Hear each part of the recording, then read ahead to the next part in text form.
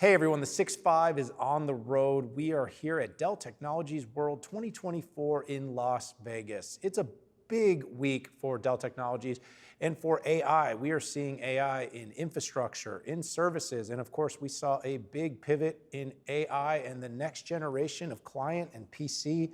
It's an exciting time. We're having a lot of conversations here throughout the week, and I'm excited about the one we're about to have here with Yvonne McGill, CFO of Dell Technologies. Yvonne, welcome.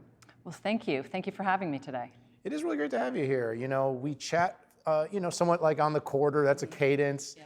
You know, as industry analysts, I always say we don't set buy targets, we don't set price targets, but oftentimes, you know, we are uniquely qualified to sort of look at a company from left to right.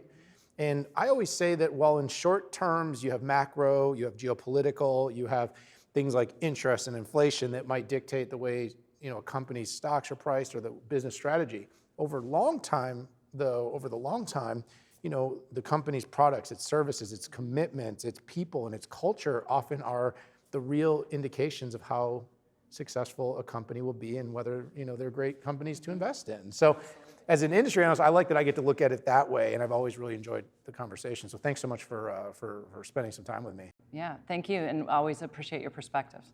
So you're in an interesting moment, Yvonne. You know, It's a reinventing moment. I've talked to some of your peers and some of the other executives here at Dell, and I've used the word great reset, you know, in a really positive way. AI is resetting market positions. Every company sort of has a new chance to start, launch new products, create new experiences, deliver new services, but it's also creating new operating models, a new way to have to think about the financials of a company, how to implement and put capital to work the right way.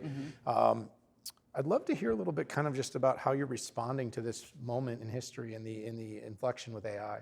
Sure. Well, I do love this moment, right? So it's our 40th anniversary, and I feel like it's the beginning of a new journey. And AI is part of the driver, right? But it's built on that foundational layer that we've put together for over the last 40 years, right? And I love our portfolio. I love how we're positioned, right? It's from the beginning, the client device, but all the way through to storage. And then we've got the AI phenomenon coming. And it's just at the beginning, and that's what's so exciting about where we are and where we're headed. And I really do appreciate having that historical background, right? But I love that we're never done, and we're always developing and always moving forward. And so this is the beginning of the next part of the journey. Yeah, I mean, in your seat, right? You're always looking at how do we create return on equity? How do we create return on invested capital? How do we, you know, put a dollar to use to, you know, drive the growth of the company? That's right.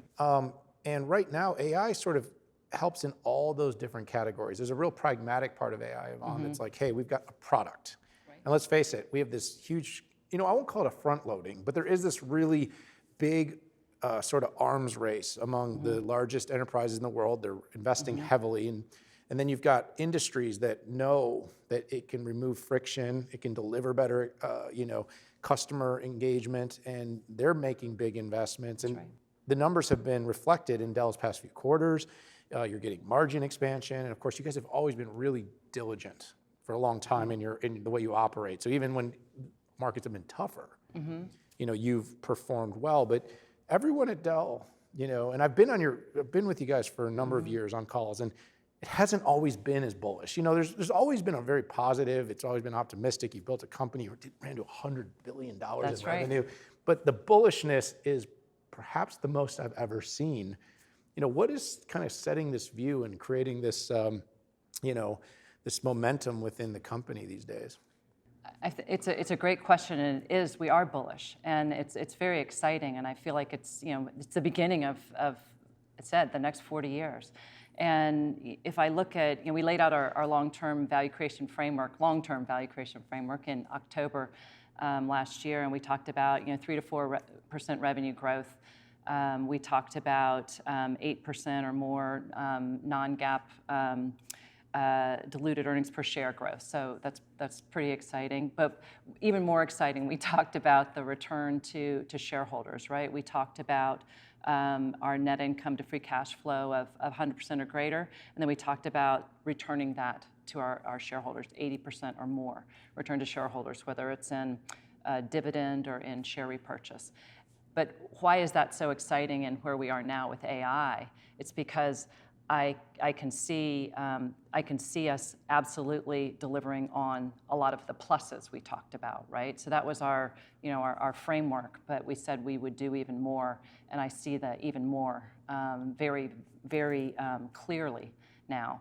Now I see it for now, the even more, but I know we'll define the future as we go. But our portfolio positions us so differently than really anyone else in the industry, right? From client all the way through the stack, right? Yeah. And Michael has built this company. We've been successful for 40 years, and he's built it for now. And the vision is quite clear on how we're differentiated and how we'll continue to perform. Yeah, you've gotten some really positive tailwinds from AI. You were well positioned. I think you could argue that nobody was as perfectly positioned as could have been. You could have been, any company, could have stocked up on maybe a couple 100% more GPUs or whatnot. But of all the companies, and I track them all, definitely. And by the way, even when you don't give numbers, these folks are so creative. I call it AI Twitter. They figure out how to go out and back out numbers and figure out, and it no looks, comment. Yeah, of course not. I would never ask you to comment. But I've just it's been fun to watch kind of how people have, because what everyone's looking for is where, there's the obvious. Like I said, Jensen Huang has come to your events. He's gotten on stage. And by the way, he went to GTC, walked the floor, and the video went absolutely viral of him pointing at Dell and saying, anything you need for AI, you can get it from. And that was wonderful. It really was. Yeah. And the parabolic market response and 100% up year to date. So AI is this tailwind. I mean, I see it both inwardly. I've heard a little bit about the company story. Right. The company has talked about how it's using it itself. It's using it in its service models. It's using it in financial modeling. I'm sure you're going to be looking at finding efficiencies. I mean, absolutely. Maybe I'll break it into two parts. Talk a little bit in your world in leading the financial vision and operations of the company, kind of how you see AI playing a role in creating a stronger model going forward. Sure. So, as we look at AI and look at that opportunity that we see, it's actually given us the opportunity to really re-examine everything we're doing. And so really deciding, what should we do? How should we spend our time? And then, how do I rebuild the foundational layer so that I can then enable AI on top of it to be even more efficient? And so, we're looking at everything from engineering. How can I bring product to market faster? Yeah. Leveraging AI. I think of areas like I have responsibility for around customer care, for example. How can I solve customer issues or questions faster with higher customer satisfaction? And so we're doing that now. How do I do things in a more automated fashion so that I can spend my time on those more complex areas that need more collaboration, more focus. And so it's really across our entire portfolio that we're leveraging this, but we're doing it internally. And when we're talking to customers, we're talking to them about how are we addressing it? How are we going after the opportunity that AI can drive from an efficiency standpoint? But it all starts with examining, the state of your business and then prioritizing, because there's so many ideas out there on how you can do things differently. You can't do them all simultaneously, right? So where's the biggest value add, and how do you focus on that? And so, we're leveraging it. I mentioned in engineering. I'm in our go-to-market, so sales. I talked about some of the finance opportunities there too. So, it's an all play. It's bountiful. It is. I've used this quote, and you remember when this kind of wave of Gen AI hit, there was a bit of like this tension of CEOs and CFOs kind of talking about the impact it might have on workforce. We've heard CEOs like Jensen, I mentioned, come out and say, maybe people won't need to learn to code, which is a big pivot from many of us with children who said, go learn to be a software engineer. And Bill McDermott today actually made some really interesting comments about how, like in 1966 or something, 40 years ago, they did a study, and they thought that automation and different technologies, industrial revolution was going to, all the executives would have jobs, but most of the employees wouldn't have jobs. And we're tens of millions of jobs later. So I don't think we know yet 100%, but I do think like design with and design for AI, and I often talk, Yvonne, about this kind of prune to grow idea, meaning that right now with AI, someone in your chair needs to kind of be looking at the operational efficiencies in a way that's not culturally damaging, pragmatic, and you want to get your best people doing their best work. That's right. Also figuring out where to take out costs that AI can help, but those dollars in the best companies, I believe, will be reinvested into growth, not saved just to give back to shareholders or put in the pockets of executives. That's right.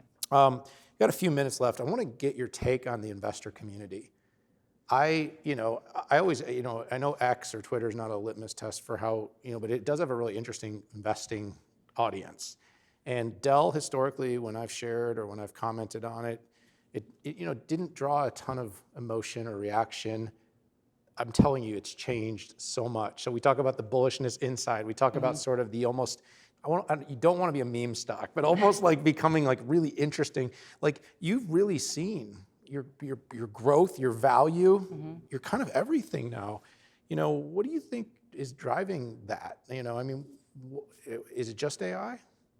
Absolutely not just AI. AI is certainly part of the driver, but I really think it's the recognition of the portfolio, right? How we're differently positioned for today and for the future. And I talk about how AI is bringing us different discussions, but we're having them with the CEOs, right? It's a different discussion set, and it's about how do companies reinvent themselves, right? How do they leverage AI and how they're going to drive the outcomes that they're seeking? And so I love that, but Dell is differently positioned now, and I appreciate the recognition that we've deserved for so very long, finally being seen. But I feel like there's so much more value that we will drive for our investors, for our shareholders, for